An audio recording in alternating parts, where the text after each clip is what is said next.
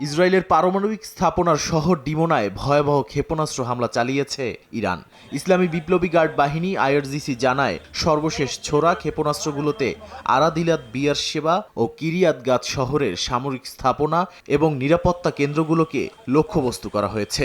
হতাহতের দাবিও করেছে বাহিনীটি। দ্য টাইমস অফ ইসরায়েল জানিয়েছে, হিজবুল্লাহ উত্তর ইসরায়েল লক্ষ্য করে এক ঝাঁক রকেট ছুড়েছে। কুয়েতের আলী আল সালেম ঘাঁটি এবং সংযুক্ত আরব আমিরাতের আল মিনহাত ও আল ধাফরা ঘাঁটিতেও হামলা চালানোর দাবি করেছে আইআরজিসি। ইসরায়েলের জরুরি পরিষেবা জানায়, আরাদ শহরে প্রায় ১০০ জন আহত হয়েছেন। এছাড়া ডিমোনা থেকে আহত বেশ কয়েকজনকে হাসপাতালে পাঠানো হয়েছে। এ ঘটনার পরেই ইসরায়েল জুড়ে শিক্ষা প্রতিষ্ঠানগুলোতে সশরীরে ক্লাস বাতিল করেছে শিক্ষা মন্ত্রণালয়। আরাদ শহরে হামলার পর উদ্ধার ও জরুরি তৎপরতা বাড়ানোর নির্দেশ দিয়েছেন ইসরায়েলের প্রধানমন্ত্রী বিনয়ামিন নেতানিয়াহু। ক্লিংকার বেশি থাকলে সিমেন্ট বেশি খাঁটি। আনোয়ার সিমেন্ট।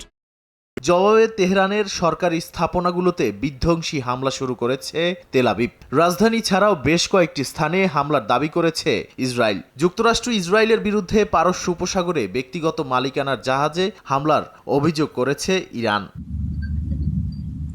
এদিকে হরমুজ প্রণালী খুলতে ইরানকে ৪৮ ঘন্টার আলটিমেটাম দিয়েছেন মার্কিন প্রেসিডেন্ট ডোনাল্ড ট্রাম্প। নিজের সামাজিক মাধ্যম ট্রুথ সোশ্যালে এক পোস্টে তিনি বলেন, তেহরান যদি প্রণালী না খোলে তাহলে তাদের বিদ্যুৎ কেন্দ্রে হামলা চালিয়ে ধ্বংস করে দেয়া হবে। জবাবে মোস্তফা প্রশাসন জানিয়েছে, বিদ্যুৎ কেন্দ্রে হামলা হলে ভয়াবহ পরিণতি ভোগ করতে হবে। নাদিম মারজান, সময় সংবাদ।